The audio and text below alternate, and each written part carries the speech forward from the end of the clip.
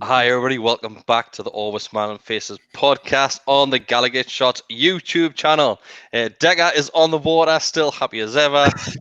Mark's surrounded by hearts. Bestie is in his kitchen. And here we go. So, as always, the podcast, it is sponsored by GEORDIE Gifts. And obviously, the shop at Granger Market will now be closed. So you can get everything online. I didn't know what to say, but it's going to be closed no matter what, isn't it? But you can buy their stuff online.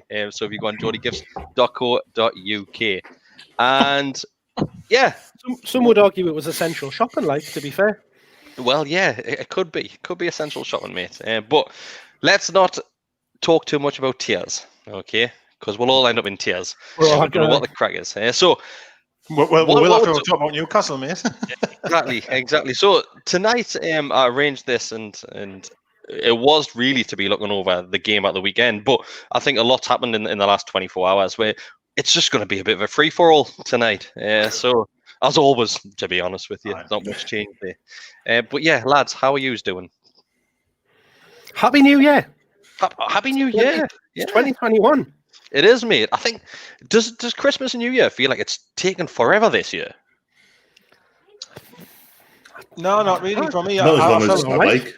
Or is it just me? I feel it's like I think it's been going on for about 3 months. I was at work today. Well, obviously at home, like, but I was working. I thought in my head, I wish Christmas was a bit longer. I just don't really feel ready to be working. That's a funny one. I don't know. I wish it would be Christmas every day, to be honest with you. Like, I love it, mate. Wish it could be Christmas every day. If you haven't seen the Christmas Songs podcast, that is out there. So go back and listen to that. Thanks to Bestie. Was that sent to you? Right. I'll tell you what we'll do. We'll have a little bit of a chat about the weekend's game. Okay. So it was Newcastle against Leicester. Obviously, our predictions. Me and Decker have done an instant reaction on the back of that, but we'll just quickly go through a few talking points on that one. So, starting lineup, we all knew Hayden wasn't going to be in there, and Sean came alongside Matty in the centre midfield. And I said this on the instant reaction. In hindsight, we've got that luxury of say didn't play very well. But starting with you, Mark, Longstaff, what's your thoughts on him? Not just at the moment, but which one? Sean. Sean Longstaff. What's your thoughts on him and him being back in the team to replace him on that one? It's just an odd situation, isn't it? You just don't know what you're going to get from him at the minute. Like, it's when you look back to him breaking through and how well he did, and all of the talk around him, going to Man United for 25 million and upwards, and us being up in arms about the fact that could happen, and then picking up that injury, and it's just never got going for him again. And I think the main thing that's really caused issues for him is he was never the quickest, but he seems to be even slower since he's came back. And that's maybe not so much of a worry when you've got the ball and you want to give it left and right and play it quickly, but when you want him to maybe carry the ball and take the game and be running with the opposition's midfielders, then it becomes a huge problem, and something that we definitely saw on the game on Sunday causes issues for us when they come up against two midfielders that have got legs and do like to run and carry the ball. Well, I'd hope most midfielders would have legs, mate. I don't think I was due, to be honest, mate. We might play quite well if the opposition didn't have any legs. We might just get past them then. But I'm pretty sure Sean Longstaff probably still couldn't catch up with him, to be honest. Bestie, over at you, mate. What's your thoughts on that one? He had that. I'll turn it to Sean Dyche for a second there. Yeah. I don't know, Sean, it's kind of, I remember saying a while ago, I really hope that we're not like overhyping these lads up because they're local boys, like, and it's starting to feel like, certainly in Sean's case, that's what was happening. Like, a lot, we've kind of almost made excuses for him over the past few months, saying, well, he plays a bit too deep and the game passes him by, and he hasn't got the pace. And like Mark says, that injury really does feel like it's setting back. I mean, I've seen the point made, and I'm sure we made the point last year that maybe he's not getting the level of or the standard of coaching that he would have got had the previous manager on. I think there's a really valid point there as well.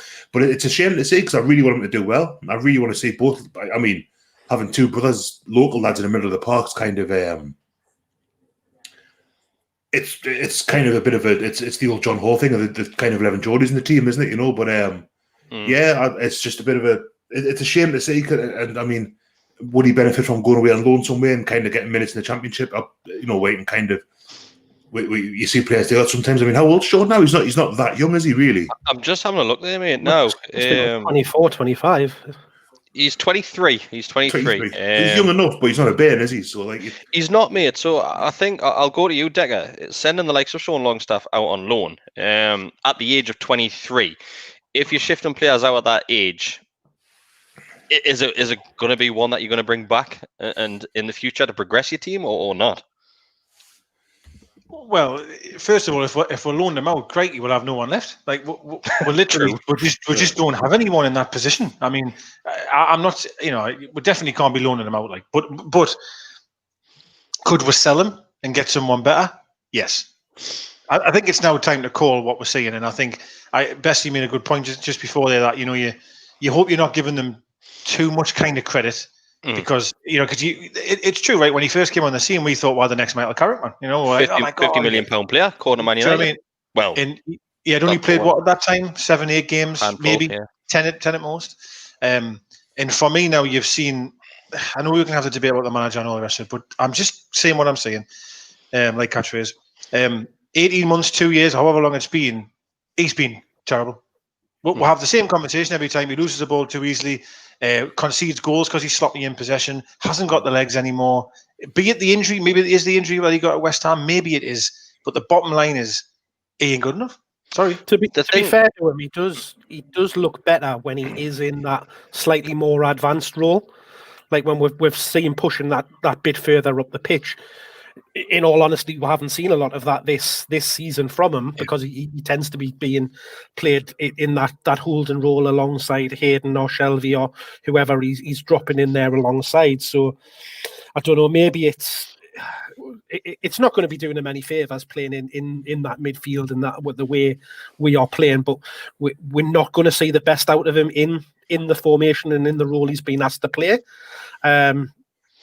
I think going back to the question about the loan as well, Chris, I think if we look to loan him out, that's him finished. Like he would not have a future at this club. Whereas what I want to mention, obviously, Decker, well, I think my bestie actually mentioned team full of Geordies and things like that. And I was having a little bit of a debate with some saying somebody, it was my actual cousin on Twitter a couple of weeks ago, because Sean Longstaff came under quite a bit of heavy criticism after a bad performance, and saying that his criticism gets exaggerated and more intense because he's a local lad, and Newcastle fans seem to do that to local lads.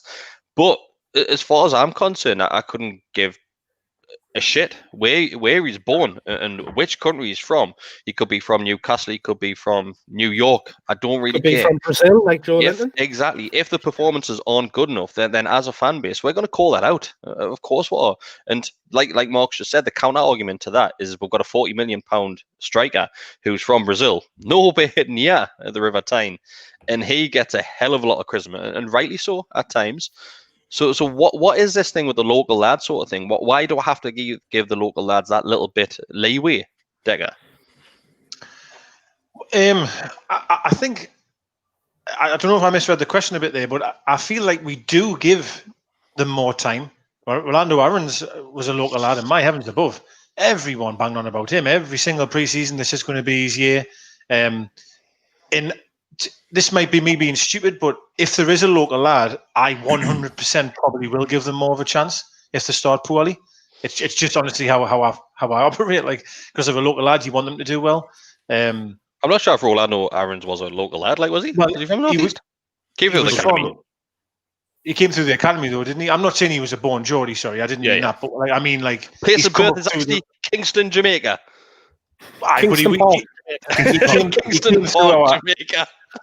He came through our academy, didn't he? So what I mean by that is, like, you tend to give them more of a chance. But I like to try and give them more of a chance. But of course, when you've got like say Andy Carrolls, who have, I mean, you Longstaffs, you definitely give them a bit more leeway. Everyone does. It's just, you just do. But after a long period of time when you've just seen shit after shit after shit, or average performances, I won't say shit, then average, you have to start calling what you see, right? You've got to. Exactly. And we'll go to their first goal, Leicester's first goal. It's both Longstaffs. Once again, me and you mentioned this, Dick. I feel as if we're repeating ourselves a little bit on this one, but both Longstaffs are running towards the ball, after the ball. They've got no concern of the players around them. The players just run past them and then think, well, the ball's there. I'm just going to run to the ball like a toddler playing football. That's what it was like, Bestie.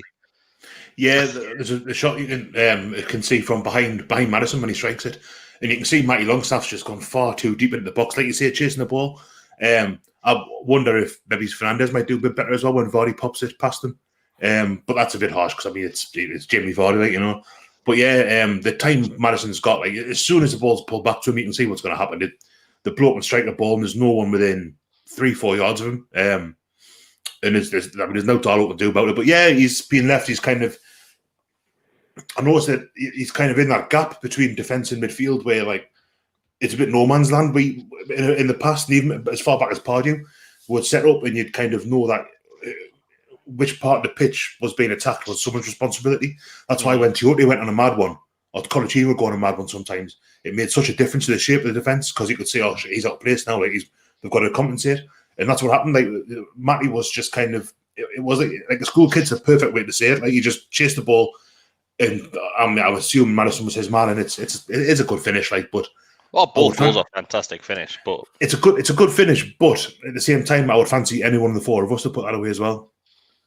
Yes, Darlow's already got to the other side of the goal, hasn't he? Then he's basically got that much of the goal to shoot for. It's a fantastic strike. There's no taking that away from him. Like, It was an odd one as well because it came from a good counter attack from us, with us pushing forward and Miggy trying to play a ball through with Wilson, who seemed to get just a little bit lost as to where he was because he's like looking over one shoulder and the ball. Wilson's looking over his left shoulder and the ball's coming over his right shoulder.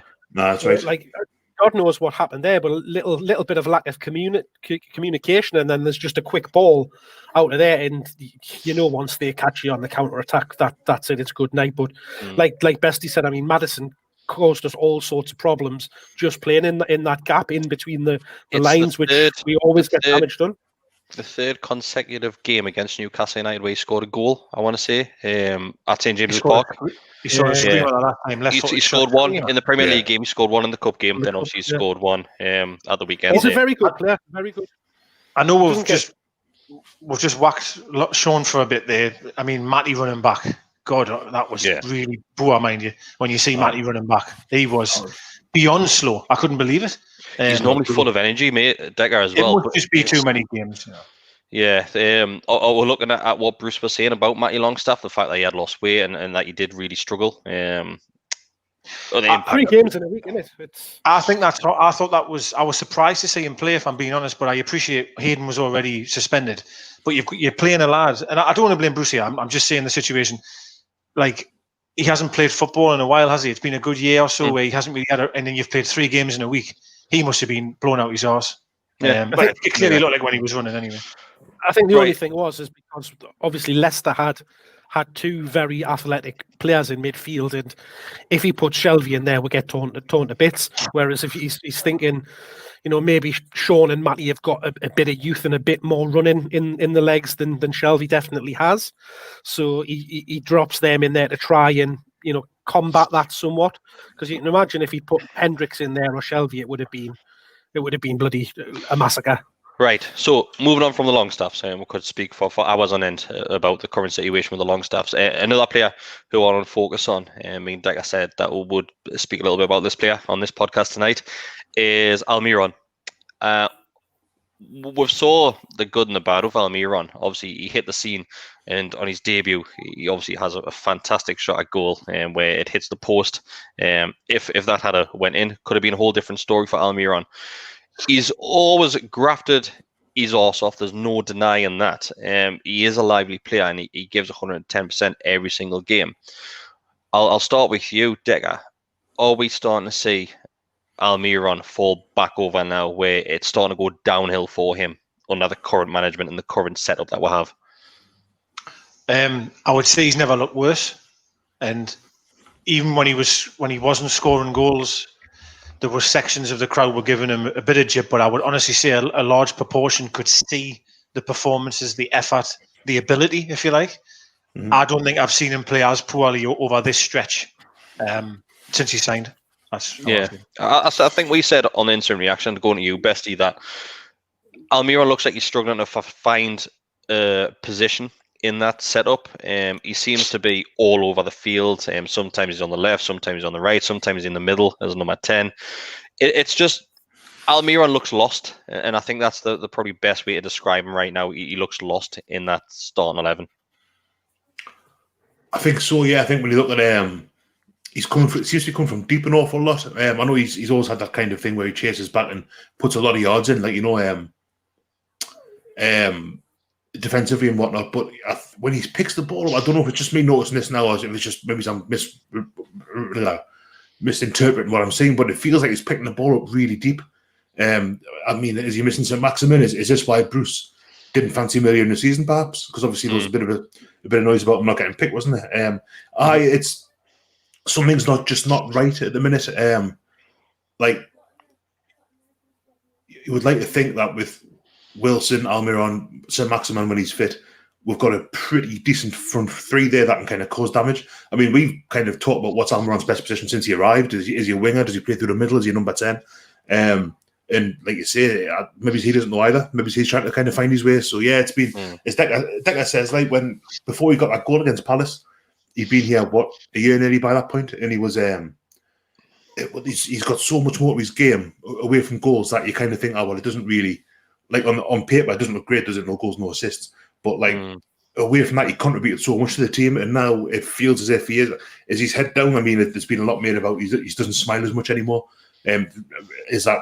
Read it not what you will, like it might just be nonsense, but yeah, just feels like something's not quite right with him at the minute. No, he's definitely. You mentioned there he's lost his smile.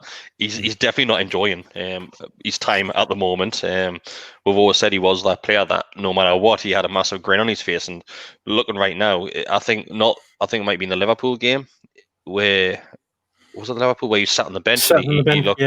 He looked like head in his hands. I'm not sure if that was because of his own performances or the fact that he had been taken off or what. He didn't look like a happy character, and he looks far from the player that we signed. And it was only. Sorry, Mark, carry on. He's massively being played out of position. Like Bessie's just said there, he's being asked to play much deeper than he probably wants to and that he's used to playing. We saw the best in him in those times when we're talking about, when he's much further up the pitch, playing off the strikers in just behind. You know, you go back to when it was him, Rondon, and Perez. Him and Perez were just right in behind Rondon. They were in that, like, just as almost a false nine, but there was a pair of them, you know, left and right hand side.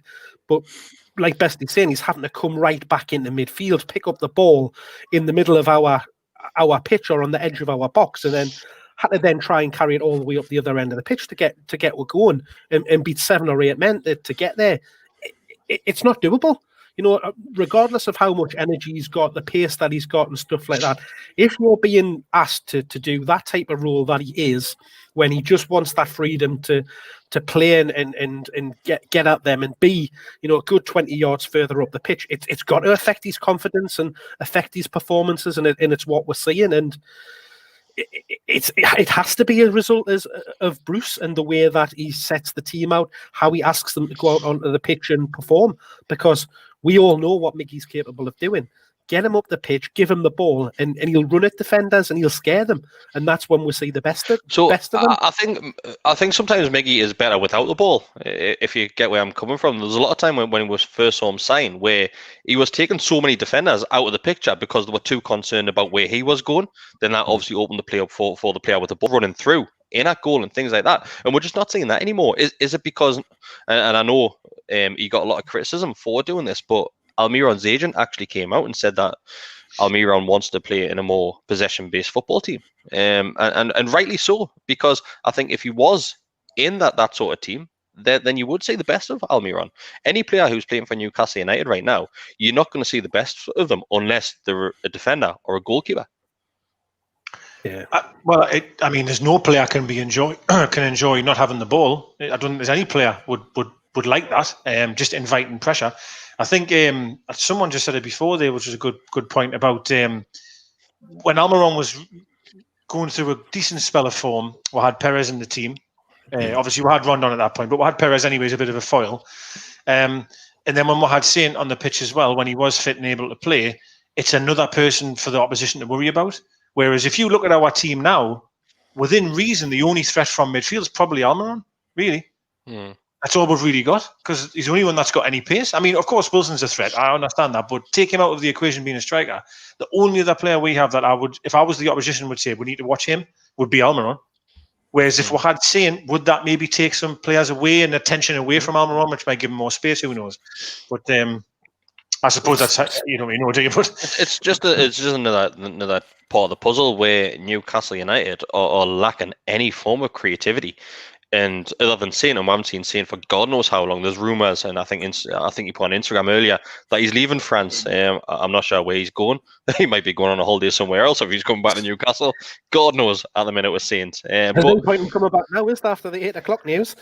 Might as well stay. It's I just don't know what to make of the Almiron situation right now. But he needs help. He needs help on the pitch. He needs somebody else to take a bit of that pressure of like Decker's just said, of trying to create everything off his shoulders, and not just thinking, because it's gone from the plan of when Saint was in the team of just give the ball to Saint and get him to run, to now give it to Miggy and get him to run. If you could get Miggy and maybe Fraser or Saint Maxim when he does come back in fit and have them in that similar position of the two of them either side in behind Wilson, just to give the opposition something to worry about. Also give you that bit of buffer from our midfield to the strikers of closing that gap. We've seen it the other week when Miggy played in there, where we had that role, and where we played Joe the first couple of games in slightly behind Wilson. It just closed up the gap between the midfield and the strike force, which gave us more. You mentioned there, though, Mark. You mentioned Fraser. I'll go with you, Bestie. He can't stay fit, and there's a comment there from Ryan Patterson. He needs to stay fit. We've brought this player in, and how many times have we seen him? A handful of times. He hasn't started many games. He can't stay fit. Yeah, it's a real problem, isn't it? It was a concern when we brought him in that he hadn't played an awful lot for Bournemouth in the last 12 months. Certainly not since lockdown. Lockdown 1, that is. The reason because of that is because he was basically refusing to play, mate, because his contract was run out and he was scared in case he picked up an injury, and then he didn't sign for anybody.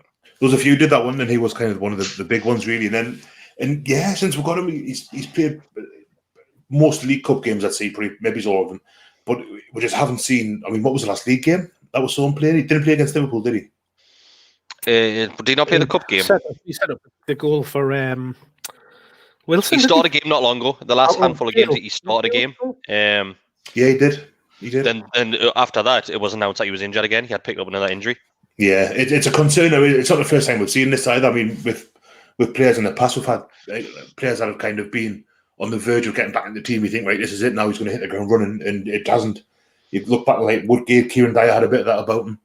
It's the same with Dummett at the minute. I know he's not a world beater. It's the same with Dummett. He gets fit. He makes a handful of minutes on the pitch. Then he's injured for the next handful of games. It's a recurring thing. Right now, it's been a recurring thing since Bruce took over. I'm not sure if it is training based or if it is anything which is happening behind the scenes or if it's just bad luck.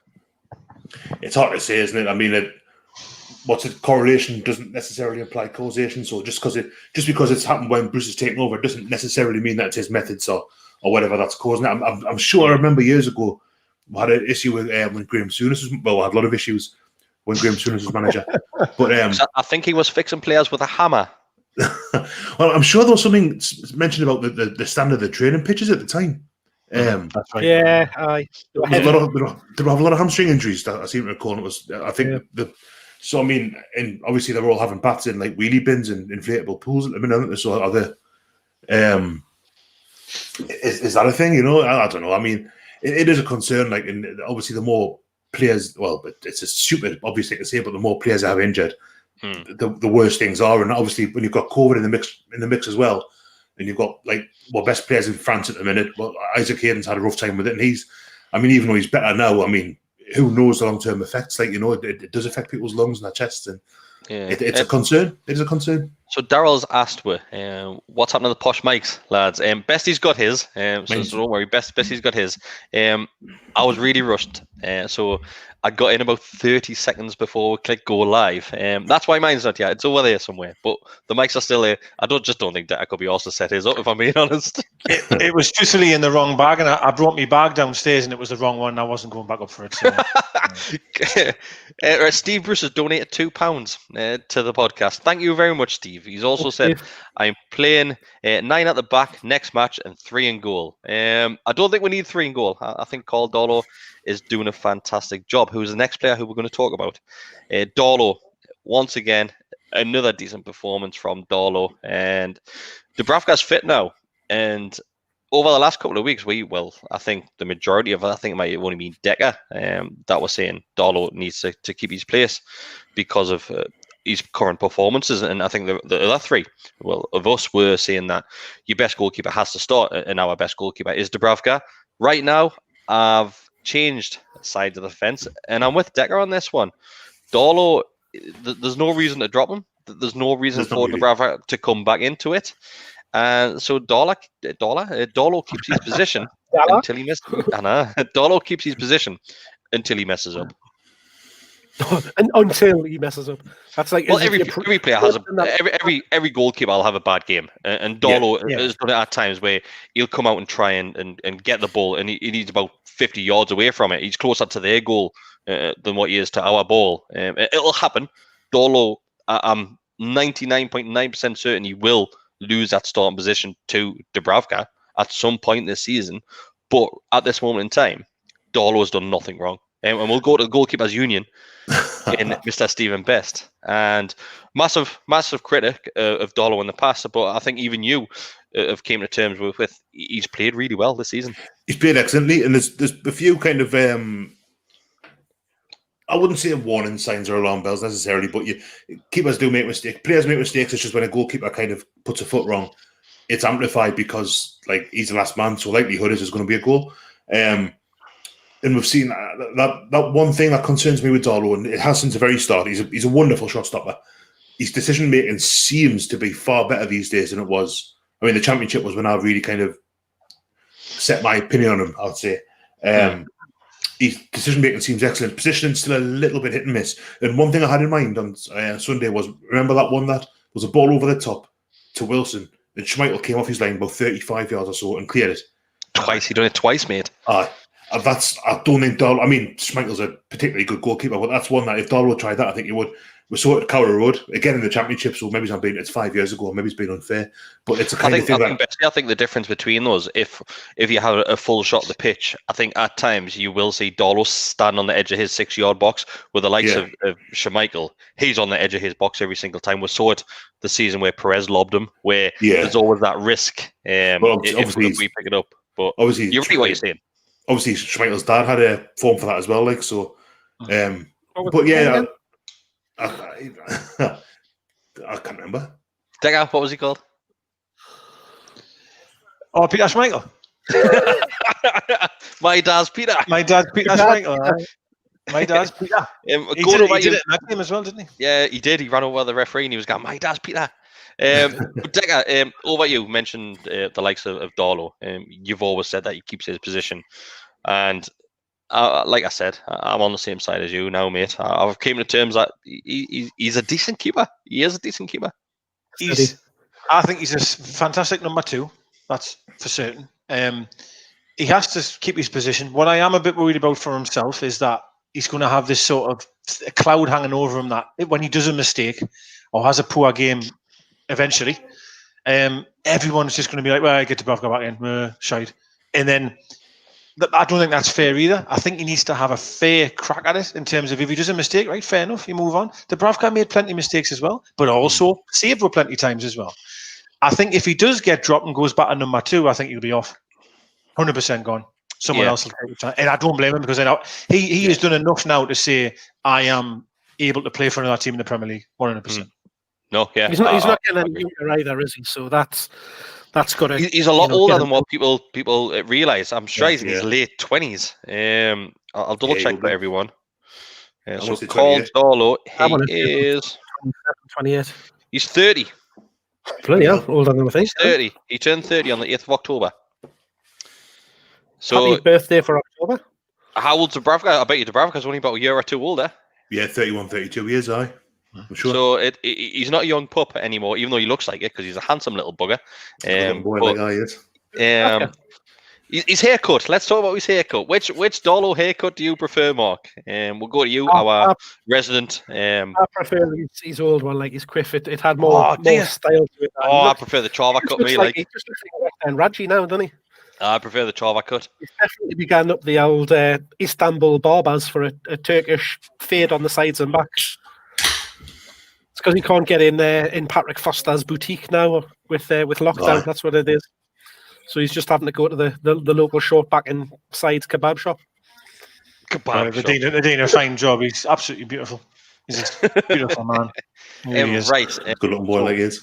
Yeah, we're going to get on to the stuff which none of us know anything about. But we're still going to try and have a conversation about this. But what are you shushing us for?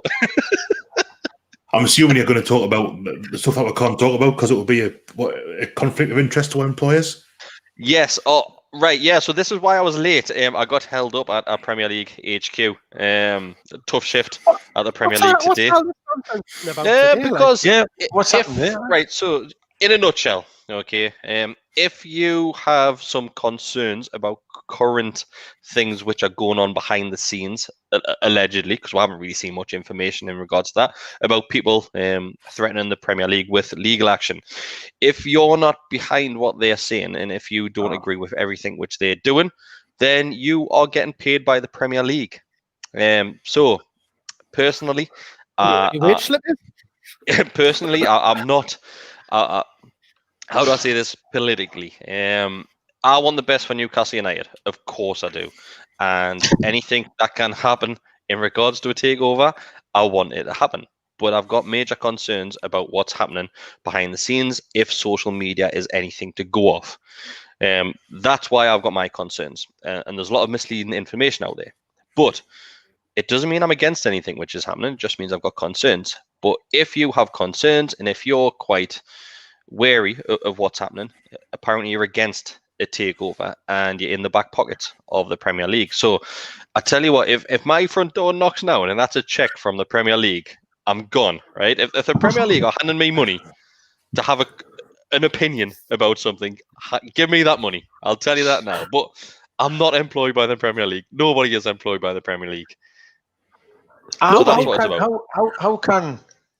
How can any fan not have worries about it? Like how can any fan be hell bent on the fact that it's happening? Like surely everyone's got a little bit of concern, right? Even if you still fall down the line thinking this is it, it's going to happen. Surely inside there's a little bit of. I don't think it's solely based on the takeover. It's the takeover happening or not. It's to do with the consortium which is behind the scenes and threatening and sending letters to the Prime Minister and things like that. Things which have already been done by the Newcastle United Supporters Trust. Let's remember that. The Supporters Trust, how many months ago are we looking at now, where there was a link where you could write a letter to the local MP. It was all filled in for you. All you had to do was put your details in, blah, blah, blah, and that was sent across to the local MP, sent to the Houses of Parliament, blah, blah, blah, blah, blah. It's exactly the same thing which is happening now. We went to the local MPs again, and now it's gone to the Prime Minister.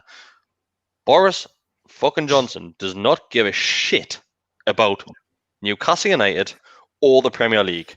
I don't like the bloke. I'll never like the bloke, but he's got more important issues right now than reading a 9-page document about Newcastle United's field takeover. I'll tell you that now. He's not even opening the fucking letter.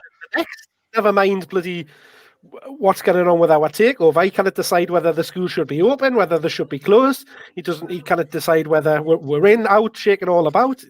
How are you? It's unbelievable that people honestly think that he's going to be like sitting as soon as he did his press conference there when he pre-recorded one. Right, where's that document, lads? I need to sit down and read this. Come on. Well, lads, I've got a little bit of a surprise for you. So we've actually got Boris Johnson coming on now to talk about the Newcastle United field takeover. So we don't. We definitely don't, and it's never going to happen because he's a bellend. But yeah, Bestie, what's your thoughts on it, mate? On Boris Johnson, or both. That's just. Well, I've never been a very big fan of Boris Johnson. It really winds up when people just call him Boris. Like, no, he's not your mate. He doesn't care about you. He's Boris Johnson. I was watching the news earlier, and it was Hugh Edwards doing it. He kept saying, "Oh, the Prime Minister's going to have this kind of thing. The Prime Minister's going to have a meeting." And I was thinking, if I was younger, I wouldn't refer to him as Prime Minister because I've got absolutely no respect for the man. I don't believe that he's a shyster, basically. He is. But anyway, going back to the other thing, the kind of consortium thing. I don't want to kind of wade in windmilling here, but I think it appears that any perceived kind of criticism of their conduct, which I personally don't think has been very impressive on Twitter, to be honest with you, for an entity that they claim to be, any criticism of that has been kind of thrown back at the perpetrator, if you want to call him that, with kind of like, you're not a fan, or you're in the Premier League's back pocket, as you say, on the payroll, and it just doesn't. You don't need to, if they're going to get criticism, because that's how Twitter is. Twitter's really polarizing. It's got this massive, if you're not with or you're against, so type of thing going on. Got called Mackems today, mate. We did. Aye. You can shut up. Don't you start. What for? Someone on here have got form of that. Because we were being negative, mate. Well, I'm saying we. It's because I put something out on the Gallowgateshots account. Basically, that's what's your fault. It's my fault. Yeah, it's my fault. But there was nothing negative. But we got accused of being negative, like always. It didn't bother us when it was Bessie and the three Mackems, but now I'm hurt. That one from last year. But this thing, it feels as if, like, if I can only speak from what I would do, you put yourself in someone's shoes. If I was involved in that group, and there might be a perfectly legitimate course of action I could take, and that I'm not a lawyer, I've not got the kind of the insight there, but just don't rise to stuff like that. Just you only serve to discredit your own appearance, I think, by calling people out on Twitter. So just don't do it. So there's a comment there. There's a comment there, Bestie. I'll go at you, Mark. Smash Pumpkins said, "What concerns do you have, though, in relation to the likes of the consortium? If someone wants to waste their time and money on legal, it is their choice. It doesn't affect me in any way." Before I go over at you, Mark, I just want to say that this is the same consortium, as far as I'm led to believe. I'm not 100% certain, but I'm pretty confident in this. It's the same people behind this which started the War Fund thing not so long ago, where they were trying to take money off fans for legal proceedings. We've seen one letter signed by a legal representative. After that, we haven't seen anything, and there's been no mentions, despite them saying that it may go to court within 2 weeks from the letter being sent out. We've seen nothing since then. So that's my concern. My concern is the fact that we haven't seen any legitimate evidence since that letter. We've seen nothing. Thoughts on that, Mark? Yeah, I guess my concern isn't about them wasting their time or money. About writing these letters and stuff like that. If they want to do that, crack on. What my concerns are how they are potentially misleading fans around what impact that's going to have, how it's going to make a difference, and that this will definitely get the takeover to happen. Nonsense. Absolute nonsense. The only thing that can potentially get this back on track is if the PIF and Amanda, Davey, the Reuben brothers, etc., come back to the table, negotiate with the Premier League. So the things that will get us back on track is these meetings that are happening this week within the Gulf State, with Kuwait and Saudi Arabia, all of those countries getting together to try and come to some sort of agreement over trade deal with Qatar to try and improve the relationship there. Yeah. And the other thing that'll get it back on track from the club's point of view is the legal action that the club and DeMarco and the other lady whose name escapes me is trying to organise. They are the big hitters.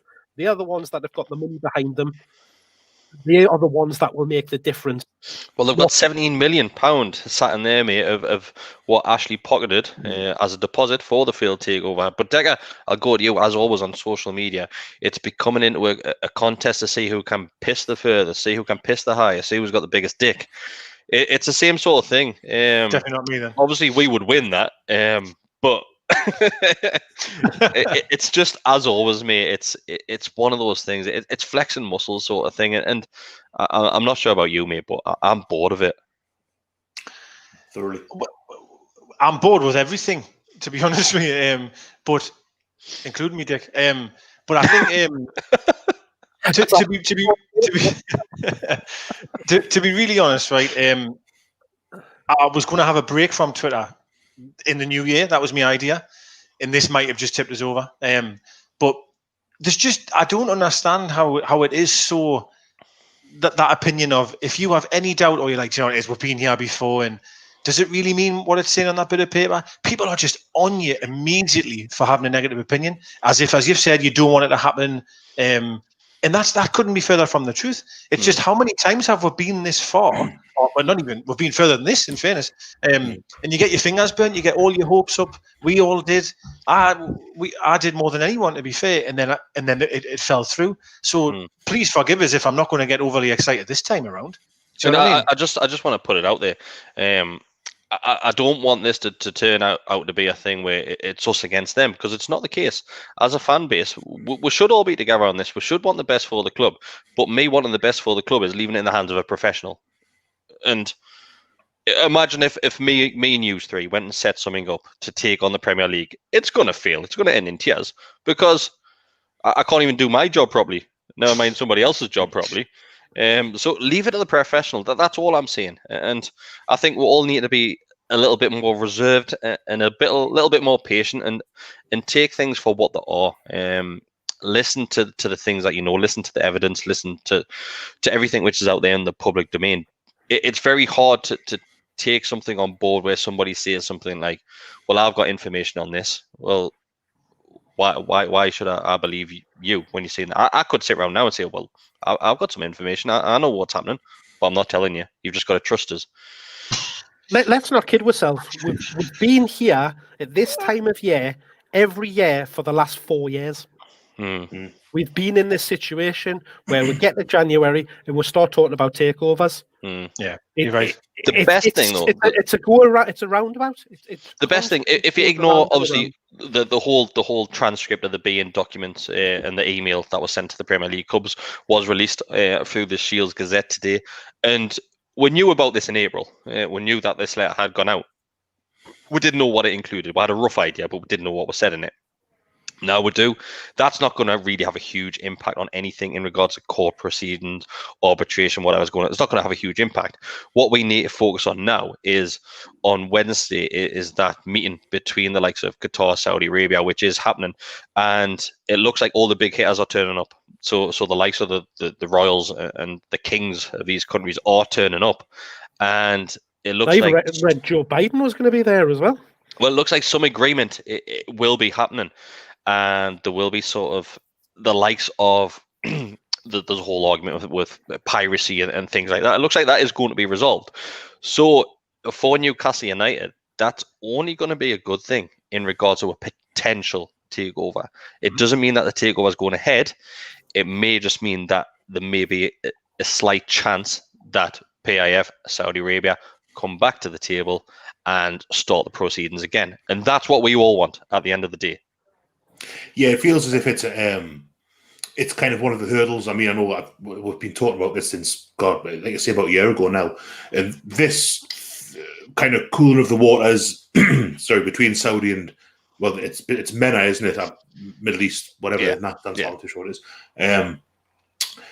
That given the influence that the Qataris evidently have over the Premier League, he said, allegedly, it feels as if, I mean, I'm not, again, same as you, Chris, I kind of err on the side of caution and say, I don't think this is going to just, but they're going to sit down on Wednesday, agree this, then on Thursday, bank new owners. But it does feel as though it's something that, if anything's going to work in the favour, or if anything, it can only work in the favour. And to go back to the consortium, lads, I wish them all luck in the world. I'd love to be sitting here in 6 months' time going, "Fuck, they did it," you know. Good luck, lads. Another thing, going back to what Decker said earlier as well, actually about kind of Twitter, and it's just a general thing. Like, it's like, if you're not totally 100% with something, people go, "Right, that's it. He's this and he's against it." It's like that bit in Donnie Darko where it's either good or evil, and there's no like, you can either love something or hate something. You can't just think someone's alright. You can't just go like, you've got to have this real extreme of emotion, and that, like, Twitter really kind of amplifies that, and that's something that we've seen with this. Like, if you're not completely on board with this, then you're in the Premier League's pocket, you're a shill. Or if you've got, or the other side of it is, if you say like, "Oh, go on, lads, like, I hope you get it sorted out," then the other side of it, like, you're kind of you're naive, you're an idiot, you're being taken for a fool and stuff, and it's just the truth is somewhere in the middle, you know. Yeah. I know that a lot of people don't like him. I'll mention his name, like, but Luke Edwards, how much shit did he get? Go, mate. So Luke Edwards' name has came up quite a few times in the last 5 minutes as we've been talking. Yeah. But like you said, Decker, Luke got a lot of shit early on, and I know before people mentioned his name, Luke mentioned Henry Maurice. That didn't happen. Henry Maurice don't even know if he exists. Let's be honest with you. But there's a few, mate. Before you have your say. Sorry. So there's a few about Luke. Ryan Burrows says Luke Edwards has been called worse than shit by people because he didn't pan out people and tell them what they wanted to hear. He was right about the Saudi takeover, and whether you like him or not, Luke Edwards was always quite skeptical whether or not in relation to a takeover, but he was very skeptical as if this takeover would go ahead and get the green light from the Premier League, and he was right. Love him, I hate him. He was right at the end of the day. And personally, I'll go to you in a second, but personally, I like Luke. Luke's the sort of person for me who says it as it is. Of course, he's got things wrong in the past, like this American takeover. But Luke, no matter what he says, and I know that I did a podcast with him, and he did come out and say that he does wind Newcastle fans up just to get a bite. He definitely doesn't regret saying that, because let's be honest with you, stirring the pot sometimes it does cause the likes of interaction, and this is what the likes of journalists want, the interaction, to obviously divert traffic to the likes of the websites and things like that. But Luke isn't a bad person, and some of the shite that he gets on social media is horrendous, really, really bad, for basically having an opinion that isn't a positive one. And Decker, going to you, if you're skeptical about something because of concerns, then you're going to say that. You don't want to be positive just for positive sake. If you've got concerns, then you're going to say that. Well, I've got nothing else to say. I mean, to be fair, Ryan Burrows said literally word for word what I was going to say. And I think it's quite easy to leave it at that. I think it's absolutely spot on. Yeah, so Greg O'Grady, just obviously to highlight what I've said, he said Luke brings on a lot of shit himself too, and he enjoys it. He does. We know that. If you're that bothered about Luke stirring the pot, don't follow him. It's as easy as that. Don't bite. I don't do it with the likes of Chris Sutton, Richard Keys, all them lot anymore. I don't bite, and I'll tell anybody else not to bite, because this is exactly what they want. It is unbelievable when he puts a tweet on. Luke, he put something on about saying that the Leicester game performance was not unacceptable, but it wasn't good enough, and the lack of not being able to keep the balls a concern, and blah blah blah. And he mentioned something about COVID, like that hasn't helped either, having that outbreak and players maybe not being fit. Jeez, honestly, the comments underneath that were just unbelievable. Like, and I was just thinking, it doesn't matter what he says, they're just in there straight away. And I don't know how people can live a life like that, to be honest. Like, I don't know how people can go on like that. Like, all the time as well. All the time. It's quite simple. If you don't like what somebody's doing on social media, and I watched a video which is quite old now of Ricky Gervais, and he mentions saying Twitter is basically an absolute cesspit and arguments for argument's sake. And Ricky Gervais says, well, if you imagine the likes of Twitter in real life, you go into your town centre and you walk past a sign that says guitar lessons. You go over that sign and go, well, I don't want fucking guitar lessons. That's basically what Twitter is, just shouting at someone for no. You don't have to get involved. Just walk past it, stroll past it. That's true. Like, it just comes all back to people's desperation, given the circumstances that we're in as a club, with being stuck with Ashley, being stuck with Bruce, playing football that's mediocre at best, and this dream that we had from the start of this season of being taken over by billionaires to be able to then take us to that next level, and that dream being snatched away. So it's people's desperation to get back to that and clinging on to the hope that can still become a reality, regardless of the situation that we find ourselves in with them walking away, arguments backwards and forwards with the Premier League, because the Premier League say, well, they didn't do what we asked them to do. They didn't provide the evidence that we wanted. The counter argument coming from the guys that are trying to take it over, saying, well, we did everything that we were asked to do. So there's no win. It's like we were talking the other day about you don't know what the right answer is, because you've got two sides of an argument, one saying it's black, one saying it's white, and we're stuck in the middle, and you've got to try and make up some sort of a decision based on where you stand. And like Bestie's just said, most of the time you're stuck in the grey in the middle, because you can't you don't have an accurate picture to look at, to make and base your decisions on, because you're either classed as a doubter or you're all in on it. So Michael Sullivan there, he sums it up pretty well. It says, I'm not Luke's biggest fan, but I think he comes across better in videos and podcasts than he does in print, or basically on Twitter and social media. You're 100% right. He does. That's because you're seeing the real him then, aren't you? Yeah, I'll probably things get lost. I've probably said in the past where I've probably never been Luke's biggest fan until I personally had the likes of a face-to-face conversation with him, or had him on the likes of these sort of podcasts, and he says it how it is, and that's what I want from somebody. I don't want somebody to sugarcoat things for us. I'd rather be honest and give an opinion. But then other people do want that. Just they want to say, don't worry, everything is going to be all right. Everything will be fine. It'll all turn out rosy in the end, and we'll get what we want. And it's funny though, isn't it, when people do that and then it doesn't happen, don't seem to get any shit. So, but you've just fed with lies. Well, I'm not saying lies, but you've fed with this fairy tale ending. It's coming any week now, Friday, or whatever it might be that they're saying. And when it doesn't happen, no one seems to care. Yeah. But I'll go back to the Luke argument. He said from day one he was a bit concerned about that there's an issue here. Absolute hell on. Then when it didn't happen, I didn't see anyone message him going, it's actually, you're right there. Sorry about that. No, because the argument that went back to Luke was, well, where's Henry Maurice? That's what went back. It's just insane. No one is right all of the time as well, though. Do you know what I mean? Like, all right, you might have got that wrong, but so be it. Like, it's unbelievable, I think, at times. So there's a lot of comments on here that Liverpool have just lost. They have 1-0. Yeah. Right, so we'll be raging. Yeah, we'll keep on focused on this Newcastle podcast, we'll go for another little bit. Okay, if anyone does have any questions, send them across. Just before we go into any other questions, just to let everybody know, you can see it on the bottom of the screen. It has been going across for the last 10-15 minutes. That you can sign up to the Gallowgateshots YouTube channel, become a member. There's quite a few people that have joined us so far. There you go. Bestie's pointing at it as best as he can. It's really hard to do.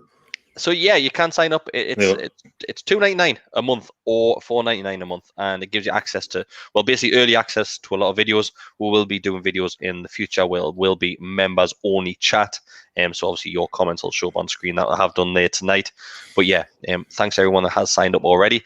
We do have another live podcast coming on Wednesday night, which will be hosted by myself, and I will be joined by Shell. So Shell is coming back on the channel, just to have her say and putting things as she believes it in regards to using her experience and her professional opinion on the current situation. Okay, can we just clear something up? Is she actually a lawyer? So I think this will all be covered on Wednesday night, mate. And I think there's a lot of things which need to be said about things which have happened over the last week in relation to Shell. And I don't want to focus too much on it because I don't want to bring too much attention to it. But if somebody is going out of their way because they have a difference in an opinion to not just Shell, but to anybody, not just people on this channel or this entity, anybody, if you're going out their way to publish their employment details, their personal information, then that is wrong, no matter who you are, like them or love them.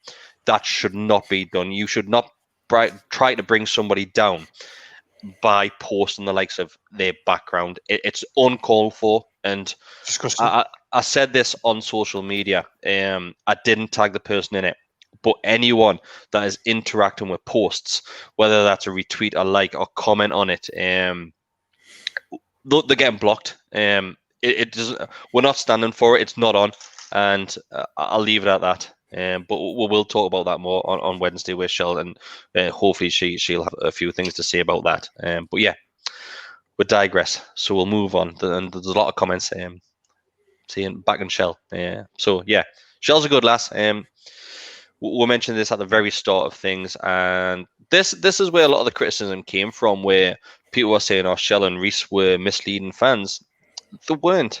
Shell and Reese were there, reading things out of a book that's available to anyone. They were using their knowledge in regards to what the Premier League fit and proper person's test is. It's available for anyone, and they were correct. It's funny how when they're given a positive message to say that, you know, they can't see any reason why the test would fail.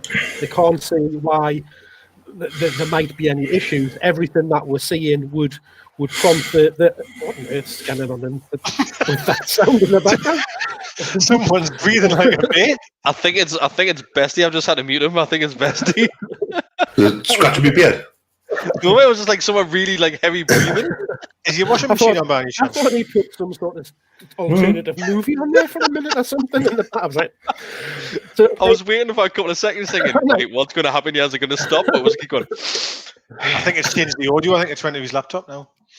But it's just odd situation, isn't it? When, you know, we were you know, in the first thing given a positive message during the lockdown and all of the takeover stuff, where thinking that it was that it was going to go through, and everybody thought that, you know, Shell and Reese were the greatest thing since sliced bread, because it was all very, very positive. You now come, you know, 9 months down the line, and it's all fell through, and you know, she's one of the people amongst many that are saying, you know, just be cautious. Don't take all of these words into, you know, meaning that it's definitely going to happen, because some of the things that are being published and some of the things that are being said are misleading. And she's just giving her factual real life experience in these situations and fields. Yet when she was, you know, the greatest thing since sliced bread, she's now a piece of shit. Just because, again, it's a different opinion, and it doesn't fit with the narrative that they want to hear. The problem that you've got with anything in life, unfortunately, is there's always someone out there wanting to knock you down and have a go, because it makes them feel better. And the things that she's mentioning and the abuse that she's been getting is completely unacceptable. But the one thing you've got to remember is we all love her. She does a great stuff for us. There's loads of people like watching our videos and stuff like that. There'll be loads of people watching on Wednesday. So the people that don't like her, fuck them. You know what I mean? They're just arseholes at the end of the day. Yeah. No, I can confirm she is a Newcastle United fan and has followed the club for many, many years. And she does not work for the Premier League. Allegedly. So thank you, Adam, for signing up to become a member. Thank you very much. Right, let's see if there's any more. Adam C, is that Adam Clary? I mean, possibly. Nah, he's too tight. He wouldn't sign up for stuff like this, man. He's far too tight. Exactly. There's a few comments about the heavy breather. Maybe it was the heavy breather. the mic's gone super sensitive. My money's on Bestie for that one, like, because when I muted him, he went like it stopped. It was really deep. I was thinking, like, I was trying to think if there was someone like waiting to join me or something, and I'm thinking, who's Chris this week? I thought Adam had knocked himself off mute in the background and was exercising his wrist or something like that. I see, he was doing something. Thank you, Alan. Thanks for signing up, becoming a member. Appreciate it massively. Thank you so much. That's a lovely picture of Alan there, isn't it? It is. Looks very cute. New Year's You resolution. to be Right. watching this channel, like. So Keegan Buse is asking ourselves for our New Year's resolutions. I never really make resolutions at New Year, to be honest with you. I do. One of the things. Well, one of the things I do need to cut back on is bastard energy drinks. I'm constantly drinking goth juice, like. Bad them, mate. Bad. Yeah. They're terrible, like, oh, they're bad. So that is going to be my resolution. I'm going to stop drinking those. Stop drinking them and get more sleep. That's what you need to do. More sleep will give you more energy. So what's your New Year resolution, Mark? Is it to get more hearts? You've better ask our last that. Probably. So, no, I'm going to try and get more exercise in because it went completely in the last year with lockdown and everything like that. So it's going to be a bit difficult since we're back in another tier. We're not 27. mentioning tiers. We said an hour ago. We're not mentioning tiers. Bestie, what's your resolution? I'm gonna try and get this asthma sorted out. To be honest with you, I think like that's the. To what? What was that? Try and get this asthma sorted out. Like it's been havoc with me. It's your long COVID, mate. It's your long COVID. I think it's long COVID. I don't know. Really, probably earlier nights. I was up till stupid o'clock this morning watching American football again. Like so, once that season's finished, like I tell myself I will do like, but like when Amy and Alfie have gone to bed, that's my time. So I'll go on the PlayStation for an hour, and it turns into like 4 hours. So it's no good. Decker, what's yours? I haven't got one that's going to last a full year. I'm just for January. I'm doing exercising every day, and I'm not drinking or getting any takeaways for the month. So no, actually, I'm going out for runs or we're doing some workout video the other night for an hour. Jesus Christ, there's muscles I haven't used in years. Even during sex, I don't use them ones. And it was unbelievable. So yeah, I reckon you might get away with doing your 30 days of exercise. I'm not sure whether you can go a full month without a kebab or a garlic bread or something like that. Like to be fair. That's the hardest one, mate. I could give drink up tomorrow. To be honest, I really could. But it's the kebabs and the takeaways. As soon as you walk past the takeaway and smell a bit of kebab meat, you'll be straight in there. It's normally when it gets late of a weekend, and you have done very well all week. You know, well, the NFL's coming to a close. Just have a little treat. But yeah, it would be like Saturday night. We'll get a kebab in or something like that or whatever. So I had my last one on. Well, I had one New Year's Day. Was it New Year's Day? I had one New Year's Day. I had a pizza on then. Just like that's my last one for the next 30 days. So I'll not change. Like I'll never change, no matter how much I eat or how much I exercise. I'm always the same. But hopefully I'll feel a bit better. That's what I'm hoping. It makes you fucking sick, doesn't it? That Decker can eat what he wants. That he's a skinny fat bastard. Aye. The Super Bowl's the one for me. Like that's cans and kebab all night. That one, like so that's the. Well, we used to always get a table at Shearer's bar. Well, sorry, 9 bar, but I'll not be over there. Just over there. Just over there. Just over there. Well, we normally go with mates, but it's a I think it's going to be a non-starter this year. I think it's going to be Zoom meetings and days that way. Like so. There was a comment earlier on, and I can't go that far back because there's been God knows how many comments, and I can't go that far back. But it was from Mark Colby. Well, it was from Mark Colby, and he said, "Mark, what happened there?" Lesty's turned into the Incredible Hulk now after being Darth Vader. Well, no. Right, okay, so Corey had said what everybody's specialised subject for Newcastle United quiz. Mark, apparently you forgot to ask us. Yes, he's just reminded us there. Yeah. How long ago did he? Oh, it was only about 3 or 4 days ago. What day is it today? Monday. Your mic's gone off, Chris, completely. It was probably the back end of last week. But I said you basically bang up for it, like definitely do it. So do what? You haven't told me. Idea. So you had a great idea of it was after Emil had done the end of year quiz thing on the channel the other night.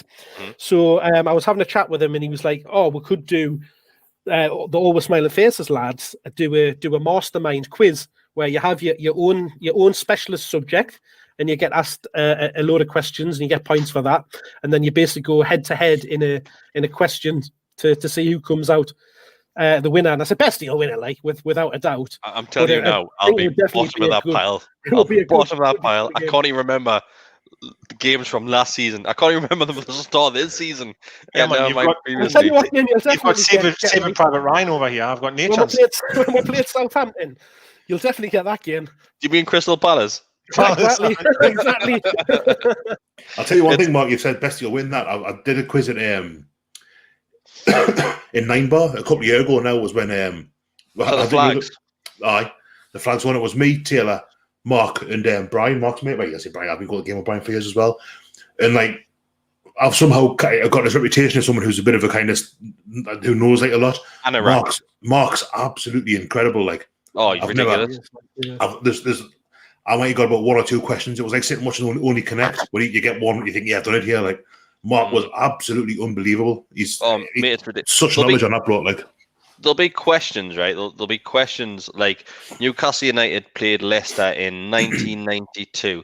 The scoreline was 2-1, and this player scored the goal on the 24th minute. What did his wife have for her tea the night before?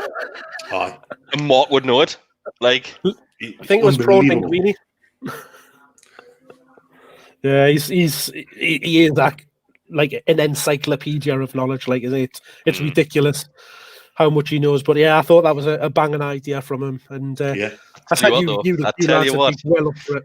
So when we're saying that Mark, he's clued up. Mark came round to my house to watch a match a while ago now. Pre-lockdown. Yeah, pre-lockdown. And I gave him the address, then didn't turn up. Then about 10 minutes after he said he was going to be here, he turned up and he said, I went to the wrong house. You got the complete street wrong. He's in the next street along, knocking on some wifey's door. Does Chris live here? So he's not that clued up. I'll tell you that. He's not very good with his addresses. So where's Decker gone? Get a kebab. He's gone for a kebab. So Mark is still watching. He actually said kebab.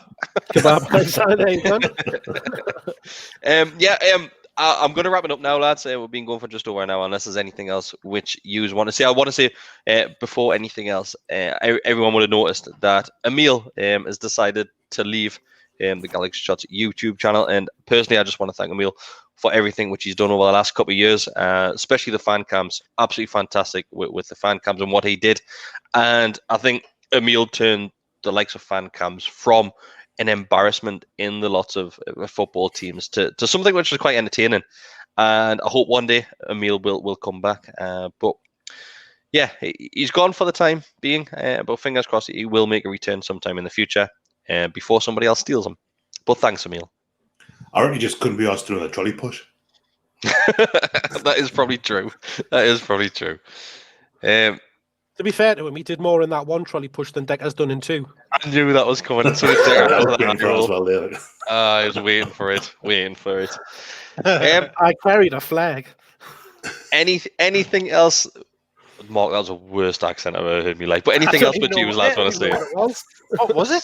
I carried a flag. I think he was going for the dirty dancing thing, carried a watermelon thing. I think I went a bit, I don't know, Australian or something. Well, I know that obviously you weren't going to talk about Tiers, but lockdown's here, unfortunately. But at least elite sport continues. So at least, well, that's Newcastle not playing. Well, that's true. We're not at least we'll still have the Premier League at least. So it's something to watch in it. Because if that wasn't on, I mean, what are you going to do with your time, man? Like, For now. I think that might change. So there's been a few comments. I'm not even sure who this is. But Alan Velasco, or who is he? Is that lad from the under-23s? Alan Velasco? No, apparently we're getting rumoured to sign him, but I don't know who he is. Oh, I'm totally wrong then. Sorry, apologise. We are not the channel which you want to watch for incomings and transfers because we haven't got a clue, if we're being honest with you. Even though Decker plays on Football Manager about 23 hours a day. Honestly, mate, I can't get into it. I've spent all that time getting the graphics right. It looks amazing at the minute. And I went on it last night and I just couldn't be fucking asked. Yeah. So I think my days are numbered, mate, on Football Manager, I'm afraid. So Alan Velasco is an 18-year-old Argentinian that plays for the under-17s, and he's a left winger. So he's got 5 caps and 1 goal for Argentina under-17s. How many caps did Shola have? What, for Argentina, man? He had a New York Yankees cap. Nice. But he had a room full of caps. Yeah. I've no idea who he is, but when he's a centre midfielder, that's all I will say. That's the major thing He's a for me. left winger, plays for Independiente. Good socialist. Would you take Chadley? I had heard Chadley was rumoured from Leicester. I know he hurt Richie. Chowdhury. Chadley, whatever. Sorry, Yeah, Chowdhury. 100%, mate. I'd take all the help that I can get at the minute. I would 100% take him. He's a good player, him. I know it was terrible what he did to Richie, but you have to look beyond that. He's not a pleasant person, is he? But he fits into that shithouse category that you always like, Chris. Yeah, well, I think I might be doing a podcast with a Leicester fan in the next week or so, leading into obviously the mid-transfer window about Chowdhury, just to see what he's like as a player, and obviously get their point of view, because what better person to speak to than a Leicester fan about Chowdhury. Gary Lineker, is it? Gary Lineker coming It's Gary Lineker, mate. Yeah, Gary's coming on. Well done. Is he employed by the Premier League as well as you? Possibly. Gary's coming on. He's quite clued up with the Newcastle United takeover in the Premier League back pocket. And yeah, he loves zebras. So Gary might be coming on. He does work for beIN Sports as well, doesn't he? He works for everyone, I think. Yeah, he's like shit in the field.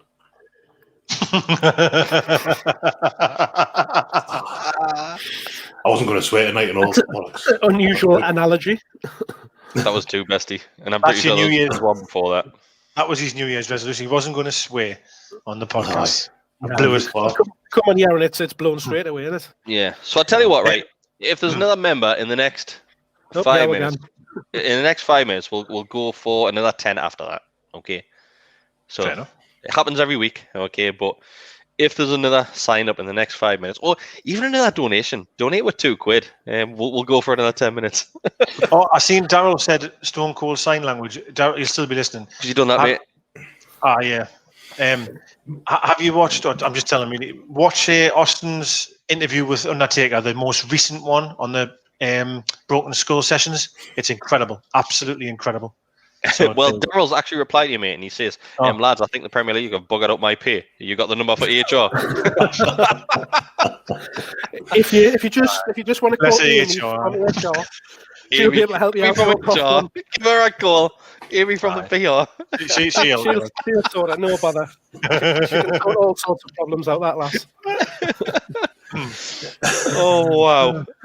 But super, jumping back to, if you remember in the Liverpool watch-along that we did the other night, when Bruce went to his post-match conference, he talked about having one or two players that he was working on in the background.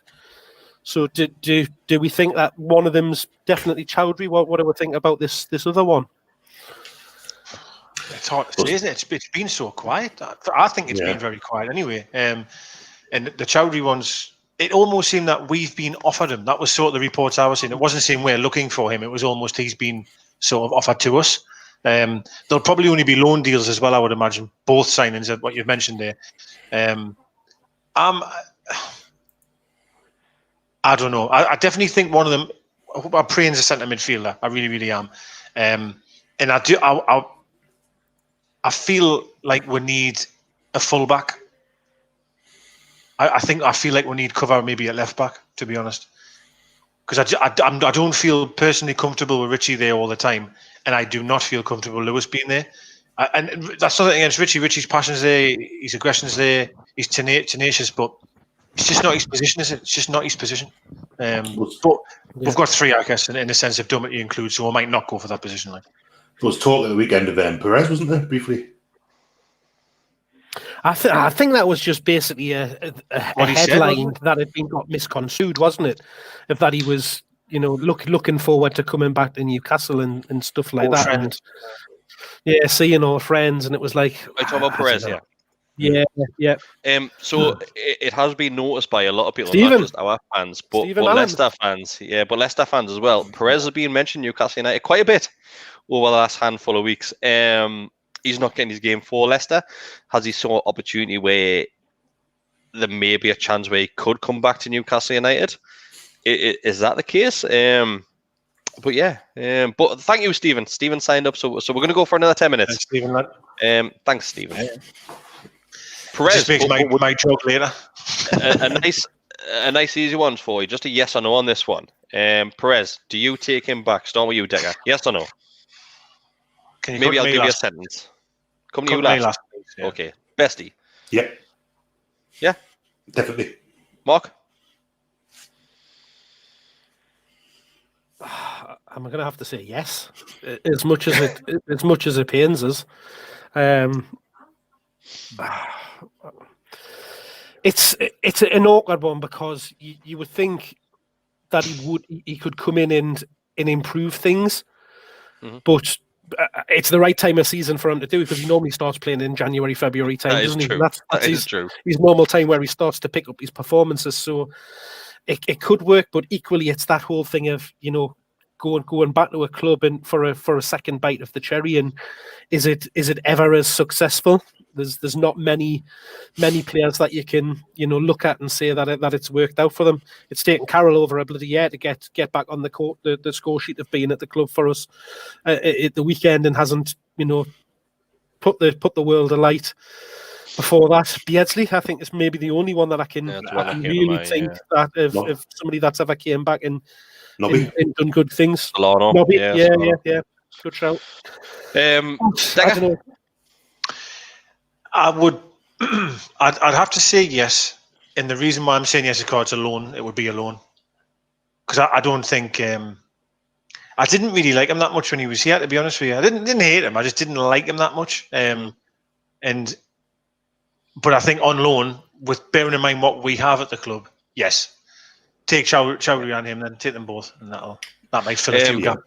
Somebody else who always gets to mention every single time we do a podcast is Jethro Willems. And Jethro Willems, he's not a player that's going to come in on loan. And it looks in Newcastle United are looking at loan players. But would you sign him? Start with you, Bestie. For me, it's a yes from me. I would take him again, yeah, definitely. I mean, I think we'll talk about this the other week, and you've got the caveat of we did. If he comes back as fit as he was and the player he was before his injury, then it's a no-brainer, yeah, definitely. My concern's the same as it was last week, is that it still takes up a position in the squad in a position where we don't necessarily need to strengthen. So I'll counteract that with you, mate, and say, do you replace Willems with Dummett's position? What happens to Dummett then, though?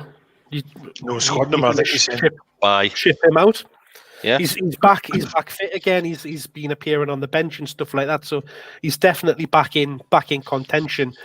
What we've got to look at is shipping out those players that are sitting in the back. There's a lot of deadwood, isn't there? Yeah, I mean, Rolando Aarons is apparently all but. Is it Huddersfield? Yeah, well, he was meant to move on the last day of the transfer window, wasn't it? And it got done too late, so he's got to be away. Apparently, he's. I know you mentioned before about him being born in Kingston, but apparently he's in conversations with the Jamaican national team about signing for them. Well, not signing for them, but playing for them. Is that allowed? Nationally, I'll just sign for me in national team. But you've got to, Sevier, Lazar, Atsu, Aarons, you've got to clear them out and get rid of them before you can then, start bringing people in, and they're ones that don't even have a squad number.